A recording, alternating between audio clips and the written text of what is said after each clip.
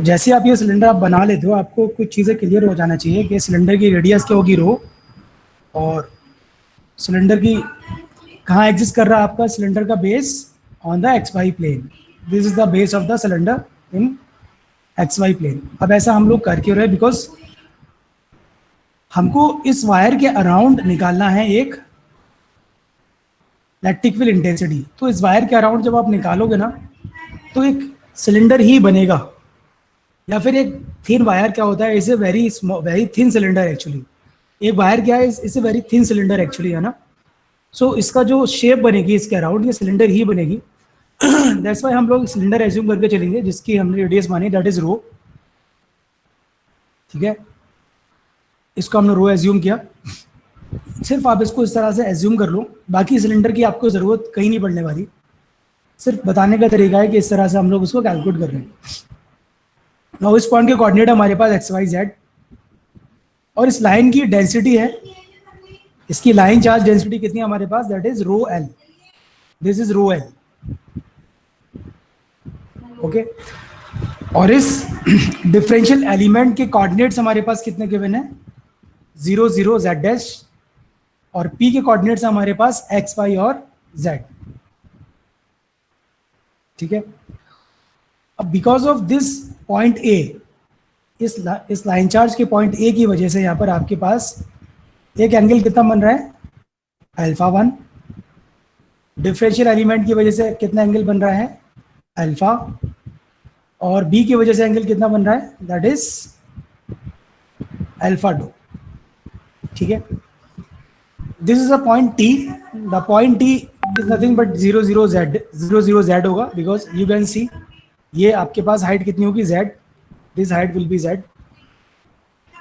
ठीक है, z और कैपिटल, अब मैं इस तरह दोनों के चलूंगा, ये दोनों ही आपके स्मॉल z है, आप इससे कंफ्यूज मत होना। अब थोड़ा हम इसको इरेज कर लेते हैं और थोड़ा काम शुरू करते हैं यहाँ पर। ना ये चीज़ हमको पहले क्लियर होनी चाहिए कि यहाँ पर हम लोग कर कैसे रहे। सो अब ये लाइन चार्ज है, because of differential element dx की वजह से हम लोग निकालेंगे यहाँ पर एक electric field intensity at point P। ठीक है, इसको आप कैसे निकाल सकते हो, नाउ सबसे पहले एज्यूम करेंगे हम लोग dl को हम लोगों ने क्या माना, दैट इज dz', और ये dz' किसके बराबर है आपका, dx के बराबर, दैट इज dx। अब क्वेश्चन ये है कि ये dz' कैसे हो गया, बिकॉज इसके कोऑर्डिनेट्स आपको पता है 0 0 z' है ना। तो 0 को डिफरेंशिएट करोगे 0, 0 को डिफरेंशिएट करोगे 0, z' को डिफरेंशिएट करोगे तो क्या बढ़ेगा, dz'। तो हमारे पास ds की वैल्यू कितनी होगी, dz'। अब आपको पोजीशन वेक्टर निकालना, r vector, this is r vector. This is r vector क्या होगा, final point that is p minus initial point 0 0 z'। तो x y z minus 0 0 z'। तो r वेक्टर के कोऑर्डिनेट्स क्या आएंगे, दैट इज x ax के, y ay plus z minus z dash az के। As I told you कि आपके पास ये जो दोनों कॉम्बिनेशन होता है x ax का y ay, ये हमेशा आपको क्या बनाएगा, ये रो वेक्टर बनाएगा। दैट मीन्स क्यों, यहाँ पर आपके पास ये आपको मैंने पहले ही बताया था कौन सा प्लेन एग्जिस्ट करता है, दिस प्लेन इज आपका एक्स वाई प्लेन, और यही रेडियस आपकी रो होती है। ठीक है, तो सिंपल सी बात है, अगर मैंने माना रेडियस आपके पास ये रो है, ओके, नाउ इसके प्रोजेक्शन अगर आप लेते हो on x axis y axis, आपको मिलेगा एक x a x cap, a x, और ये वाई। सिंपल हमारे पास रो का जो वेक्टर बनेगा, the rho vector will be ये उसका ये वेक्टर ये बनेगा आपका x a x cap plus y a Y cap. तो उसको हम लोग क्या बोल सकते हैं, that is also is equal to, that is a rho cap, that is, एक मिनट लेक्चर चल रहा है, okay, x rho arrow cap. Okay, ये आपके पास क्या बन जाएगा, x rho arrow cap z minus z dash a Z cap. So that is are vector is equal to rho arrow cap. इसको रो एक्स रो को हम लोग क्या रहेंगे यहाँ पर, दैट इज रो, बिकॉज हमारे पास रेडियस कितनी है, ये rho, this is radius rho. तो हमारे पास क्या बन जाएगा, ये r vector is equal to rho arrow cap plus z minus z dash a Z cap. Now a are cap is equal to modulus of a are cap आपका क्या होगा, r vector upon modulus of r vector. तो r vector हमारे पास क्या है, rho arrow cap plus z minus z dash a Z cap, और इसका अंडर रूट क्या होगा, rho square plus z minus z dash का whole square to the power 1/2. इसी तरह आप इसको निकालोगे a are cap upon are square, ये क्या बैठेगा, r vector upon modulus of r cube, that is rho arrow cap z minus z dash a Z cap. एक मिनट, rho square plus z minus z dash का whole square 3/2. ठीक है. अब इसके बाद हम लोग क्या करेंगे, we have to calculate the differential electric field at point P.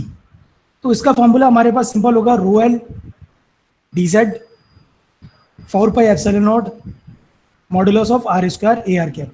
ये आपका क्या बनता है, ये सिंपल आपका क्या बनता है, दैट इज क्यू. ये चार्ज ही तो था आपका, दिस सिंपल चार्ज. ओके. तो q upon 4πε0 modulus of r square A R cap. सारी वैल्यूज यहाँ पुट कर देंगे. उसके बाद फ्रॉम फिगर से आप जब एक मिनट बेटा ना वेट करना, 2 मिनट है ना, मारो.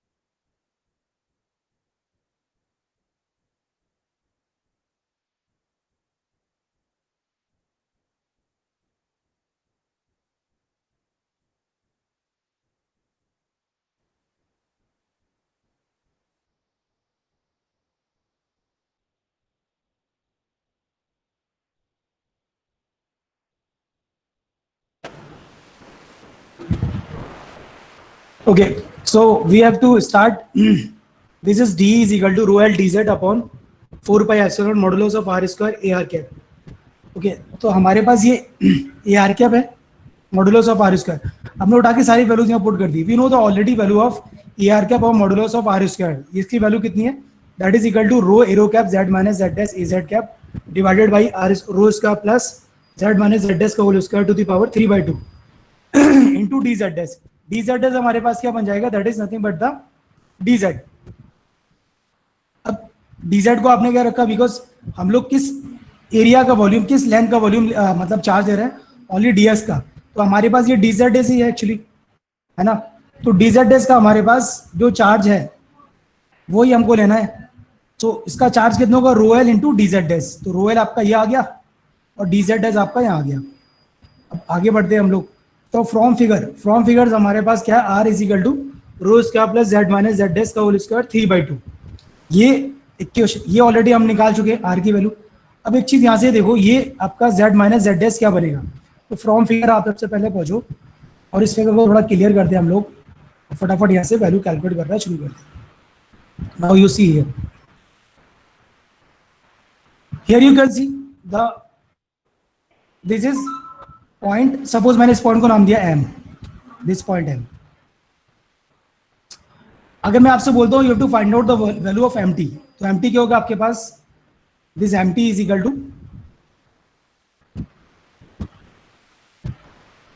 To rho ten alpha, that is rho ten alpha. अब ये कैसे आया, अब ये देख लेते हैं हम लोग कैसे आया एक बार. That is rho tan alpha.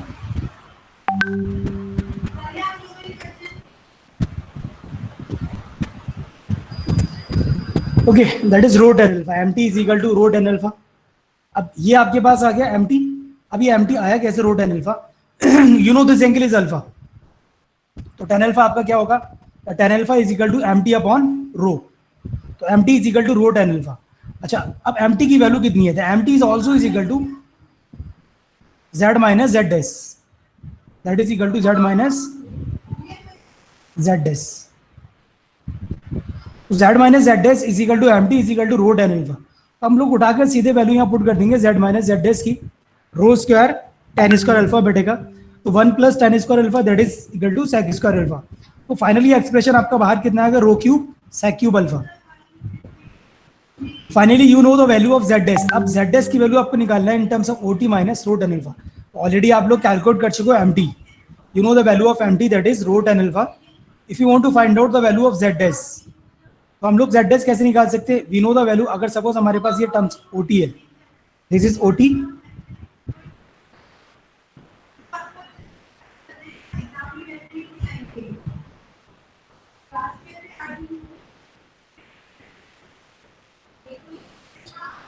ठीक है। अब एम टी आपको निकालना है, तो एम टी आपका क्या होगा? सॉरी, आपको एक्चुअली ओ एम निकालना है, दैट इज जेड डैश। तो जेड डैश हमारे पास क्या आएगा? Z dash equal to O M, the O M will be equal to M T minus, sorry, O T minus M T, O T minus M T, that is our Z dash, O T minus M T. Okay, ये आपने निकाल लिया, Z dash equal to O M is equal to O T minus M T. So we know the value of M T, the M T is equal to rho ten alpha. हम लोग direct यहाँ put कर सकते हैं इसको, okay, that is rho ten alpha is equal to M T. तो अब जब आप नीचे रखोगे यहाँ पर, that is equal to Z dash equal to O T minus rho ten alpha, ये मैंने डायरेक्ट यहाँ रख दिया इसको, ठीक है। अब इसको डिफरेंशिएट आपको करना है डी जेड डैश।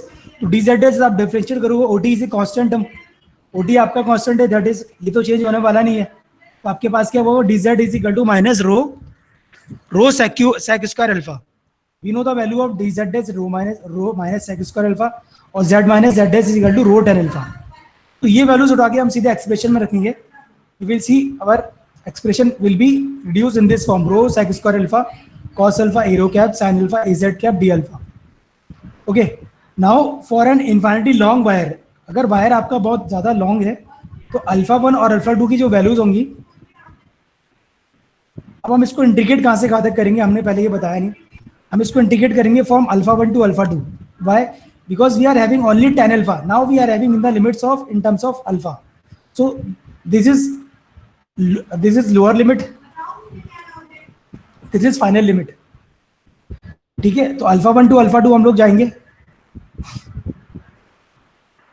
ठीक है। फॉर अब जब alpha one to alpha two जाओगे आप, तो आपके पास ये एक्सप्रेशन काफी कॉम्प्लिकेटेड हो जाएगा, एक सिंपल एक्सप्रेशन नहीं मिलेगा। We want to simplify this expression. हम लोग क्या करेंगे, हम लोग वायर की जो लेंथ लेंगे ना, वो लेंगे इन्फिनिटी लॉन्ग, जिससे हमारा अल्फा वन हो जाएगा माइनस 90 और अल्फा टू हो जाएगा plus 90। So for this calculation you will find out the value of E is equal to rho L upon 2 pi epsilon naught upon rho, where rho is the radius of the cylinder and rho L is the linear charge density of the wire. और a rho cap हमारे पास क्या है? A rho cap is the rho axis of the cylinder and rho is equal to under root of X square plus Y square. अब एक चीज हमेशा याद रखना, यहाँ से जो आपके पास इलेक्ट्रिक फील्ड इंटेंसिटी आ रही है, वो इलेक्ट्रिक फील्ड इंटेंसिटी आपको मिल जा रही है, it is only perpendicular to the wire. कहने का मतलब ये है कि अगर आपके पास वायर ये है, मैं इसको थोड़ा नीचे बना देता हूँ, दूसरा कलर ले लेते हैं, this is your wire plus, that is also plus, that is also plus, और ये आपका एक वायर है। तो आपको इलेक्ट्रिक फील्ड इंटेंसिटी जो मिलेगी ना, वो इसके परपेंडिकुलर मिलेगी ऑलवेज, इस डायरेक्शन में, ठीक है। इसका और भी कोई कंपोनेंट आपका, मतलब जेड एक्सिस वाला कंपोनेंट क्या होगा यहाँ पर? जीरो। तो ए जेड कंपोनेंट आपको क्या मिलेगा? दैट इज, अगर मैं इसको बोलूँ जेड कंपोनेंट, तो ए जेड कंपोनेंट मेरे पास क्या होगा? That is E Z. तो इलेक्ट्रिक फील्ड इंटेंसिटी का जेड कंपोनेंट आपका होगा यहाँ पर zero, E Z is equal to zero. ये बात हमेशा याद रखना आप, है ना। तो आपको सिर्फ एक ही कंपोनेंट मिलेगा, the component is always exist perpendicular to the line of the length, okay. Length के परपेंडिकुलर, जो भी लाइन के परपेंडिकुलर जो भी आपको मिलेगा वेक्टर, वही होगा इसका इलेक्ट्रिक फील्ड इंटेंसिटी का वेक्टर। अब हम लोग कुछ क्वेश्चन डिस्कस कर लेते हैं आज इसके।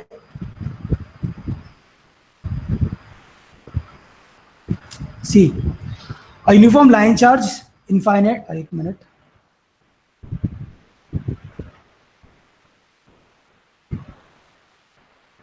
Uniform line charge infinite in extent. एक बात याद रखना, यहाँ पे लेंथ कितनी रखी है, infinite, with linear charge density 40 nano coulomb per metre, lies along the Z axis. Z axis के अलोंग लाई करता है। Determine the electric field intensity E at 683। अब मैंने आपको क्या बोला था, मैंने आपको हमेशा एक चीज बात बोली है कि आपको सबसे पहले फाइंड आउट करना है कि किस लाइन पे ये लाई कर रहा है। मेरे ख्याल से ये लाइन में कौन सी आपकी जेड एक्सिस, अगर ये जेड एक्सिस पे लाई करती है आपकी लाइन, तो आपको कौन सा कॉम्पोनेंट मिलने वाला है, सिर्फ यहाँ पर एरो कॉम्पोनेंट। और एरो कॉम्पोनेंट किससे मिलकर बना होता है आपका, एक्स और वाई से। The a rho component is always made up of X and Y component. So X और वाई कॉम्पोनेंट हमारे पास क्या है, 6 और 8, ठीक है। सो यहाँ पर 3 का कोई रोल नहीं रहेगा आपका, यहाँ जो भी रोल प्ले होगा वो सिर्फ किसकी वजह से होगा, 6 और 8 की वजह से होगा, बिकॉज ऑफ एक्स कॉम्पोनेंट ये आपका 6 है और वाई कॉम्पोनेंट आपका यहाँ पर 8 है, ठीक है। So there are 2 component X and Y, और एक्स की वैल्यू हमारे पास कितनी है 6 और वाई की वैल्यू कितनी है आपके पास 8। Okay, now you have to find out the value of rho. Rho की वैल्यू जब फाइंड आउट करोगे, that is rho is equal to under root of X square plus Y square. As I told you, there is no contribution of Z axis, तो rho की जो value होगी वो आपके पास इस तरह आ जाएगी। और फॉर्मूला आप क्या इसको यूज करोगे, E vector is equal to rho L 2 pi epsilon not rho arrow cap. अभी हम लोग इसको ड्राइव किए और डायरेक्ट हम लोग इस फॉर्मूले को यूज कर लेंगे। तो रो का आपकी वैल्यू कितनी आएगी 10, और एरो कैप कितना आएगा, a rho cap is nothing but the 6 ax cap plus 8 ay, तो that is equal to 0.6 ax 0.8 ay। तो डायरेक्ट आप ये वैल्यू रखोगे आप यहाँ पर सारी। We know the value of rho L, that is 40 into 10⁻⁹, that is 2 pi epsilon nought. और रो की वैल्यू हमारे पास कितनी है 10, ये वैल्यू हमने उठा के सारी रख दी। नाउ एक चीज हमने क्या किया, यहाँ से हम लोगों ने कुछ नहीं किया, यहाँ पे 4 पाई एप्सिलॉन नॉट बना लिया, जिससे क्या होगा, ये वैल्यू कितनी हो जाएगी 9/9, ठीक है। और जब कैलकुलेट आप इसको करोगे तो you will find out final answer, that is E vector is equal to 43.2 ax cap plus 57.6 ay cap, ठीक है।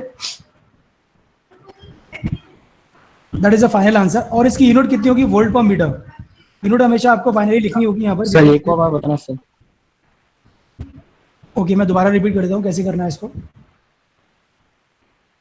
क्वेश्चन एक बार पढ़ लेते हैं पहले ध्यान से ना।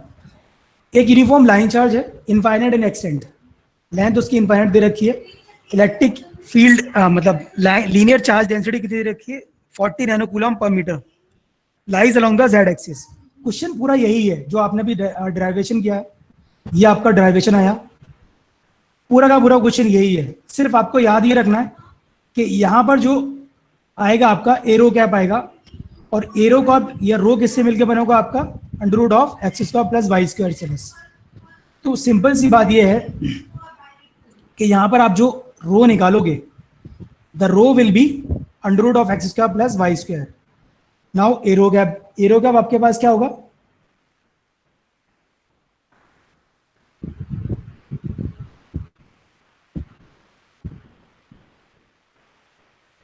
Six ax cap plus 8y cap. हाँ बस 6 as cap plus 8 y cap divided by इसका एक्चुअली आपको यूनिट वेक्टर निकालना है ना।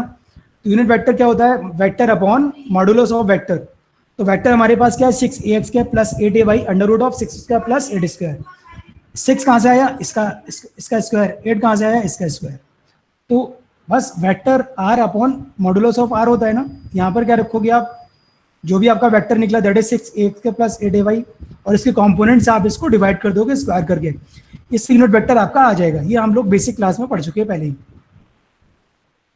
यूनिट वेक्टर हम लोग निकाल लिए। उसके बाद हम लोग क्या करेंगे, सिंपल सी बात है, इस एक्सप्रेशन में जो भी आपके पास गिवन है, you know the value, you know the a rho, you know the rho L, you know the rho, बस उठा के डायरेक्ट पुट करो और you will get your final answer. और कुछ नहीं करना आपको, इट्स वेरी सिंपल एक्चुअली। बस आपको ध्यान का देना है, थोड़ा ध्यान आपको यह देना पड़ेगा, how to calculate the value of rho and a rho vector. बस ये चीज कैलकुलेशन की है, बाकी यहाँ कुछ भी नहीं है, ठीक है। Now let's move on the next question. इस क्वेश्चन को पहले पढ़ते हैं हम लोग. A line charge density of 24 nanocoulomb per meter is located in free space. एक लाइन चार्ज डेंसिटी है 24 नैनोकूलम पर मीटर की डेंसिटी है, is located in free space on the line y is equal to 1, z is equal to 2. Determine the electric field intensity at 6 minus 1, 3. अब ये थोड़ा आपको समझना पड़ेगा ये क्वेश्चन कहना क्या चाह रहा है. सबसे पहली बात, ये जो स्पेस है ये 3 डायमेंशनल स्पेस है. अब आपको सबसे पहले निकालना है कि भाई ये लाइन कहाँ से पास हो रही है. तो आप इस डायग्राम को मत देखना, इसको मैंने नीचे बनाया, इसको देखो आप. यहाँ मैंने क्या किया, मैंने एक्स एक्सिस को ऊपर रख दिया, वाई को मैंने यहाँ रख दिया और जेड को मैंने यहाँ रख दिया. ऐसा मैंने क्यों किया? ऐसा मैंने इसलिए किया because we want to simplify our question. तो सिंप्लीफाई करने का तरीका कैसे है, आप एक्स वाई एक्सिस को घुमा सकते हो with the anti clockwise sense, but x के बाद वाई आना चाहिए, वाई के बाद जेड आना चाहिए और जेड के बाद एक्स आना चाहिए. तो मेरा एंटी क्लॉकवाइज सेंस में मैंने इसको घुमा दिया और एक्स एक्सिस को ले गया मैं ऊपर और वाई और जेड को ले गया नीचे.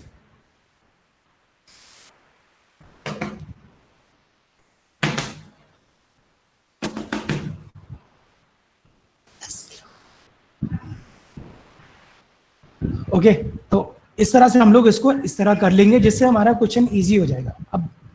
अब इजी करने का तरीका क्या है, the line is y is equal to 1 and z is equal to 2. Line आपकी कौन सी है, y is equal to 1 and z is equal to 2. तो सबसे पहले y इज इक्वल टू 1 आपको निकालना है. तो this is y is equal to 1, उसके बाद z is equal to 2, z equal to 2 आपका आ गया. तो फाइनली ये जो इन दोनों का वो आएगा आपका क्रॉस सेक्शन, या फिर मैं इसको और सही तरीके से करता हूँ. देखो आप y is equal to 1 line, this is y is equal to 1 line. ठीक है, नाउ आपको ड्रॉ करना है z is equal to 2 line. तो z is equal to 2 line. Now इन दोनों लाइन का इंटरसेक्शन क्या है, the intersection of these 2 line this is, और ये कहां पर है, ये yz प्लेन में है. In the yz plane the value of x is 0 और y is equal to 1, z is equal to 2. तो इस पॉइंट के कोऑर्डिनेट हमारे पास आ जाएंगे 0, 1, 2. तो दैट मीन्स हमारी जो लाइन पास हो रही है, the line is actually passing through this point 0, 1, 2, और जिसकी लेंथ हमारे पास कितनी है, इनफाइनाइट लेंथ की हमारे पास ये लाइन है जो कहां से पास हो रही है, 0, 1, 2 से. इस क्वेश्चन का मीनिंग ये है. क्वेश्चन को एक बार दोबारा पढ़ते हैं हम लोग. A line charge density 24 nanocoulomb is located in free space on the line y is equal to 1, z equal to 2. ठीक है, इन दोनों के क्रॉस सेक्शन पे लाई कर रही है एक्चुअली, यानी कि जो लाइन गुजर रही है आपकी इनफाइनाइट लाइन, इन दो लाइन की क्रॉस सेक्शन से गुजर रही है वो. तब उसने पूछा electric field intensity at point P. Point P आपका कहां पर है, the point P is actually 6, -1, 3. The value of x is 6, -1, 3. तो मैंने माना ये पॉइंट आपका कोई पॉइंट है पी. इसके कोऑर्डिनेट्स कितने हैं, 6, -1 एंड 3. ये आपके कोऑर्डिनेट्स हैं इस पॉइंट पी के. Now because of this line, इस लाइन की वजह से आप यहां निकालोगे इलेक्ट्रिक फील्ड इंटेंसिटी. बस अगर ये लाइन इनफाइनाइट है आपकी, इनफाइनाइटली एक्सटेंड है, तो डेफिनेटली एंगल आपका कितना हो जाएगा, 90 degree from this horizontal axis. ये angle 90 and this is also 90. तो बस हमारा वही केस बन गया. बस याद क्या रखना है आपको, अब यहां पर थोड़ा याद रखने वाली बात यह है, the line is actually is parallel to X axis. बस आपको ये याद रखना है, यहाँ जो इन्फाइनिटी लॉन्ग वायर का जो वायर है, इन्फाइनिटी लॉन्ग वायर है, वो आपको किसके पैरेलल है, it is parallel to X axis. इतना सब तामझाम करने का मतलब क्या था, सिर्फ ये जानना था हमको कि हमारी जो लाइन है वो किस एक्सिस के पैरेलल लाई कर रही है. So our line is axis actually parallel to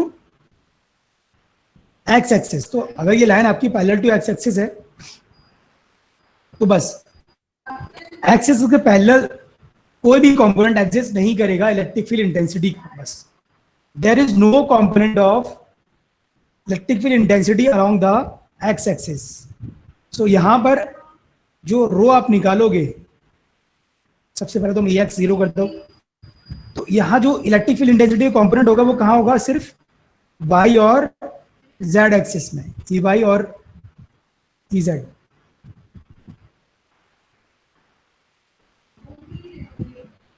E Y और ई जेड एक्सिस,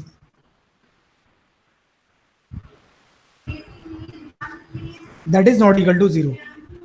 ठीक है, अब ये दोनों चीज आपने पता कर ली कि ई एक्स तो जीरो होगा, बाकी ई वाई और ई जेड जीरो नहीं होंगे, बिकॉज ई वाई और ई जेड इस लाइन के परपेंडिकुलर एग्जिस्ट करेंगे। ठीक है, इस तरह से। सो लेट्स सी अब कैसे बढ़ना आगे। अब सबसे पहले आप क्या करोगे, इस लाइन के अलोंग आप बनाओगे एक cylinder, you will make a cylinder along this line, और उस लाइन की जो सिलेंडर का जो लेंथ होगी वो कितनी होगी, infinite. The length of the cylinder will be infinite. अच्छा, अब इसकी जो रेडियस आप निकालोगे, the radius of this cylinder actually consist of two components, that is y और z। तो यहां पर जो रो आप निकालोगे, दिस इज रो, ये रो आपका किससे मिलके बनेगा, this rho made up of y और z कंपोनेंट, बिकॉज यहां जो सिलेंडर का बेस है, the base of the cylinder is actually exist in yz plane, that is yz plane.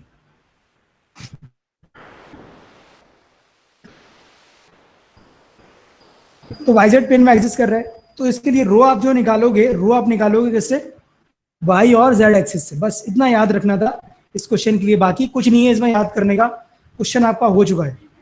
ठीक है, मैंने जो चीज आपको बताई, hence there will not be any component of electric field along the X axis, so you have to calculate actually are.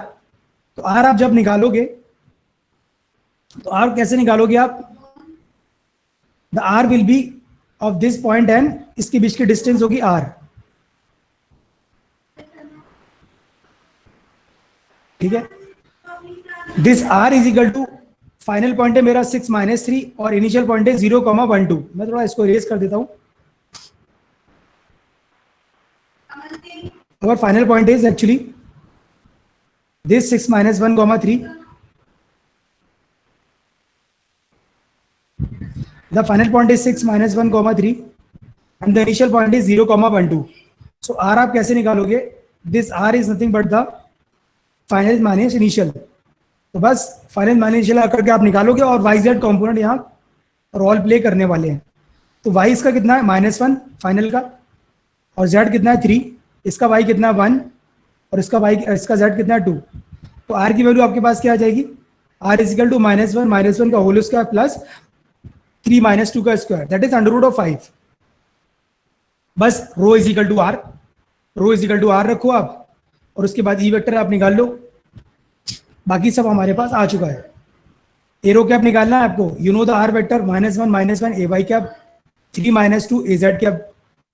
So finally हमारे पास ये सब कैलकुलेशन के बाद अवर ई वेक्टर कितना होगा, -172.76 divided by 0.76 A Y cap और 86.37 ए Z cap.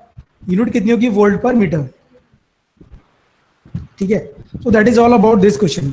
अगले क्वेश्चन में आपको खुद से ट्राई करना है, ये ट्राई करो आप लोग। मैं इसका आपको डायग्राम दिखा देता हूँ, किस तरह का डायग्राम होगा। स्टार्ट, अब इसको स्टार्ट करो, स्क्रीनशॉट ले लो उसका जल्दी से।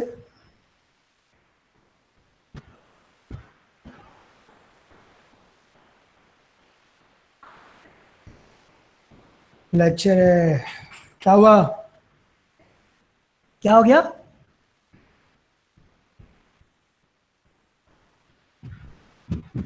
हाँ यार ये तो मैंने देखा यार, आप क्यों काटी यार।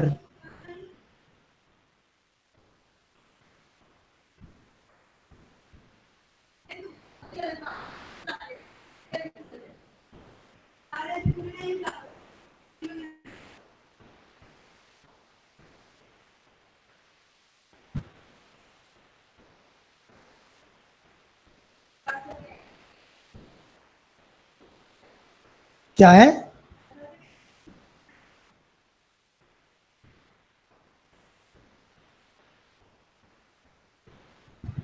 यार ये तो गलत है यार।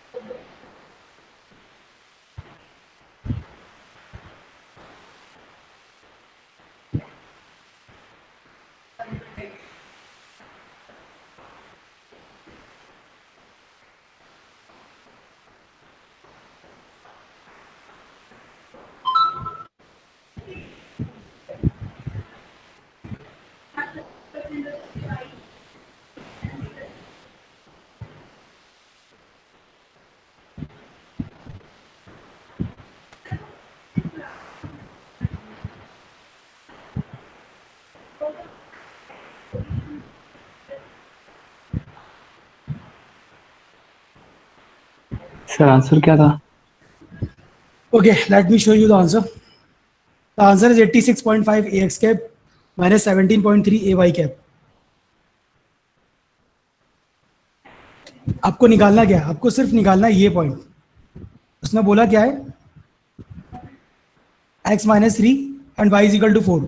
You know this point minus 3 4 comma 0. इसके कोऑर्डिनेट्स आपको निकालिए। -3 4 कॉमा 0। बस अब इन दोनों के बीच का डिस्टेंस निकाल लो आप बस। That is are vector. तो एक्स और वाई कंपोनेंट ही होंगे यहाँ पर, बिकॉज ये लाइन पैरेलल किसके है? This is parallel to Z axis actually. X minus 3 और वाई इक्वल टू 4 से पास हो रही है, तो definitely parallel to Z axis होगी, और ये एक्स वाई प्लेन को कट करेगी।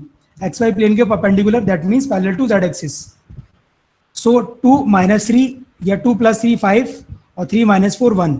तो उसके लिए आपकी आर की जो वैल्यू आएगी, the R will be, R vector पहले आप निकालो, the R vector will be 2 minus 3 that is 5 X cap, 5 X cap. अगर ये आपका टिक निकल आया ना तो सारी प्रॉब्लम खत्म, फिर कुछ नहीं करना आपको। उसके बाद सीधे आंसर रखना है 5 एक्स कैप और दूसरा कितना होगा ऊपर 3 - 4 that is minus A Y cap. बस ये आपका अगर आपका ठीक ठीक आ गया है तो पूरी कैलकुलेशन आपकी ठीक रहेगी फिर। बस बस यही पॉइंट है इसमें, और कुछ नहीं है। Okay, let's move on to next topic. हम लोग अगले टॉपिक पे मूव करते हैं। Field due to a surface charge. एक सरफेस चार्ज की वजह से आपका फील्ड क्या होगा। अभी तक हम लोग electric field intensity due to a linear element की वजह से देख लिए, या लीनियर चार्ज की वजह से देख लिए।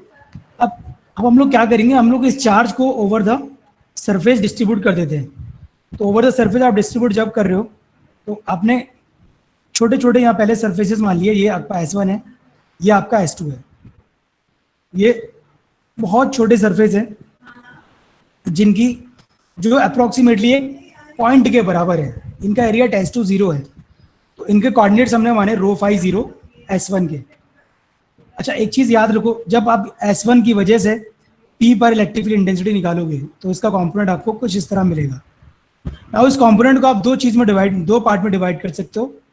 एक तो कंपोनेंट होगा इसका along the minus arrow cap, because ये लाइन ये किसकी एक्सिस होगी, एरो कैप की।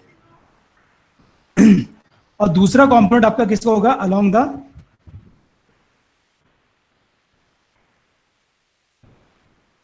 Aged cap. ठीक है। अच्छा, अब एक बात ये भी बात है कि ये जो आप निकाल रहे हो S1 की वजह से निकाल रहे हो, इसी तरह S2 की वजह से आप निकाल सकते हो। अगर आप S2 की वजह से यहाँ पर आप निकालते हो इलेक्ट्रिक फील्ड इंटेंसिटी, तो S2 का आपको क्या मिलेगा, बिल्कुल इस तरह से। अगर ये DE1 है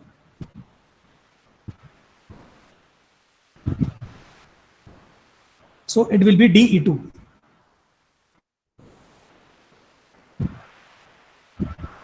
क्या आपका होगा DE2। ठीक है। अब अगेन इसके DE2 को दो कॉम्पोनेंट डिवाइड कर सकते हो आप, दैट इज एरो कैप, और दूसरा कॉम्पोनेंट किसका होगा, component along the Z axis, तो that is also AZ cap. इसको डैश मान लो, ये भी डैश।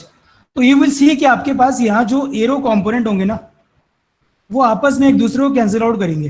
देखो ये दोनों इक्वल हैं, तो सिर्फ आपको ये जो इलेक्ट्रिक फील्ड इंटेंसिटी मिलेगी ना, वो अलोंग द Z एक्सिस मिलने वाली है। सबसे पहली चीज़ तो आपको ये क्लियर होनी चाहिए कि जब आप यहाँ से इलेक्ट्रिक फील्ड इंटेंसिटी निकालोगे तो आपको सिर्फ electric field intensity along the Z axis मिलेगी।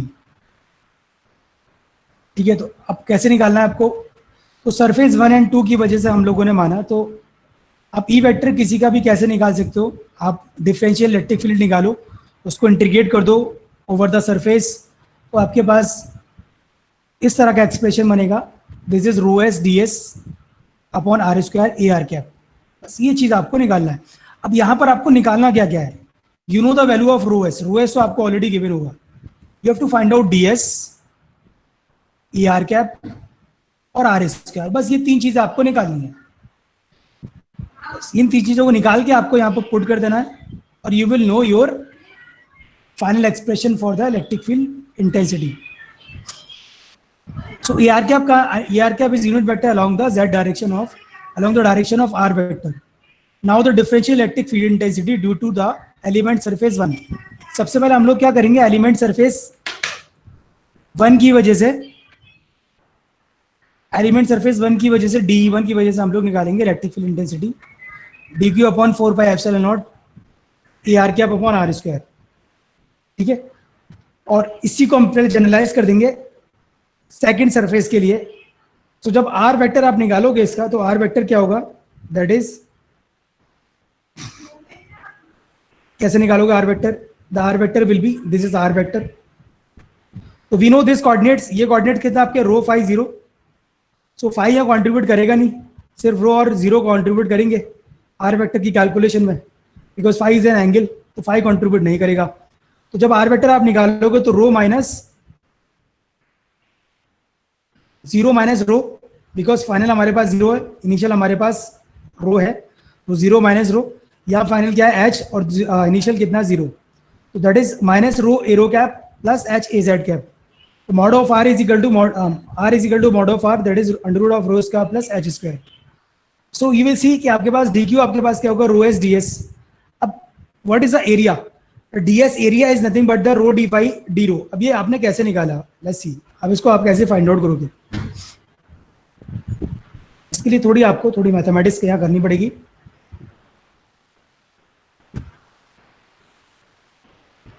तो ज्योमेट्री आपको अच्छे से आनी चाहिए. अब बेसिकली आपके पास ये एरिया है क्या है? दिस इज एरिया, है ना. ये छोटा सा एरिया आपने माना है. अब मैंने माना कि यहां से यहां तक की इसकी जो लेंथ है, एक सेकेंड, यहां से यहां तक की लेंथ इसकी कितनी है? दैट इज रो. अच्छा, ये एंगल हमने माना है यहां से यहां तक का सबटेंड कितना हो रहा है? This angle is D phi. This angle is D phi. So if you want to find out this length, ये लेंथ अगर आपको फाइंड आउट करना है जो मैंने ब्लू से डार्क मार्क कर रखी है, दिस लेंथ कितनी होगी आपके पास? रो डी फाई. अब अगेन छोटा सा डिस्टेंस आपके पास कितनी है? ये वाली, ये डिस्टेंस हमारे पास कितनी होगी? That is, it will be D rho. तो rho D phi D rho, that is our area of S1. जो हमारे पास स्मॉल सरफेस एरिया है S1, उसका एरिया कितना होगा? रो डी फाई डी रो. तो बस यही हम एरिया रख देंगे यहां पर उठा के. That is rho D phi D rho. ये आ गया आपका, इससे आपका डी क्यू आ जाएगा. तो बस rho D phi D rho minus rho arrow cap H is एड 4 pi epsilon not rho square plus H square 3/2. ये काफी सिंपल एक्सप्रेशन है. अब ये आपने निकाला डी किसकी वजह से? बिकॉज ऑफ सरफेस 1 की वजह से. इसी तरह सरफेस 2 की वजह से आपके पास डी होगा. तो ये दोनों सरफेस में आपको मैंने पहले ही बताया, ये जो मैंने सारी स्टोरी लिखी है वो यही लिखी है कि सरफेस 1 और 2 में आपका एरो कंपोनेंट कैंसिल आउट हो जाएगा और आपका कौन सा कंपोनेंट बचेगा? Z component. तो दोनों नेट फील्ड आप जब निकालोगे ना, तो नेट फील्ड आपके पास क्या आएगा? सिर्फ जेड कंपोनेंट आपके पास आएगा, डी जेड. तो फाई की वैल्यू हमारे पास क्या होगी? दैट इज 0 से 2 पाई. और रो हमारे पास क्या है? बिकॉज हमारे पास ये जो सरफेस ले रहा है हम लोग कौन सा ले रहा है? Infinity long surface. तो रो की वैल्यू हमारे पास कितनी होगी? Rho 0 equal to infinite. So जब आप इसको इंटीग्रेट करोगे over this limit, you will find out इस तरह से expression, rho square plus H square root D rho. यहाँ पर हम लोग रिप्लेस करेंगे rho square plus H square T square से. तो और two rho D rho 2t dt. So after substitution integral, we will find out our expression just like this. This is our simple expression. अब एक चीज यहाँ से हमेशा याद रखना, ये जो इलेक्ट्रिक फील्ड इंटेंसिटी है, ये electric field intensity perpendicular to the plane है. बिकॉज प्लेन आपका कहाँ एग्जिस्ट कर रहा है? एक्स वाई प्लेन में. इस तरह से प्लेन आपका एग्जिस्ट कर रहा है एक्स वाई प्लेन में. तो जो इलेक्ट्रिक फील्ड इंटेंसिटी आ रही है आपको वहां मिल रही है वो जेड प्लेन में. ठीक है. और दूसरी बात, ये जो सरफेस है, ये सरफेस इनफाइनेटली एक्सटेंड है. ठीक है. तो यहां पर कहीं भी सरफेस की आप एक चीज देखोगे, सरफेस का कुछ भी नहीं है यहाँ पर. ना तो सरफेस की लेंथ है ना कुछ है, कुछ भी नहीं है. सिर्फ सिंपल एक्सप्रेशन मिलेगा आपको rho S upon 2 epsilon naught A Z cap. A Z cap निकालो, रो एस निकालो, 2 एप्सिलॉन नॉट निकालो, एक थोड़ा एक दो वैल्यू उठा के आपके पास इसका सीधा आंसर आ जाएगा.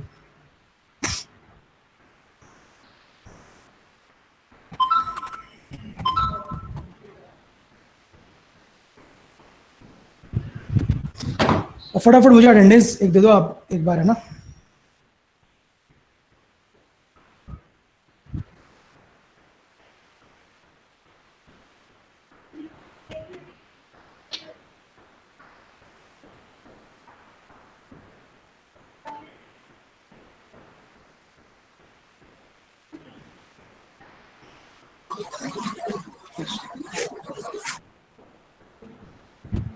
अटेंडेंस बोलते वक्त बिल्कुल भी टाइम लेना मत, फटाफट अटेंडेंस बोलनी है आपको. मेरी एक क्लास अभी शुरू होने वाली है, आप लोग जल्दी से फटाफट अटेंडेंस बोल दो इसकी. और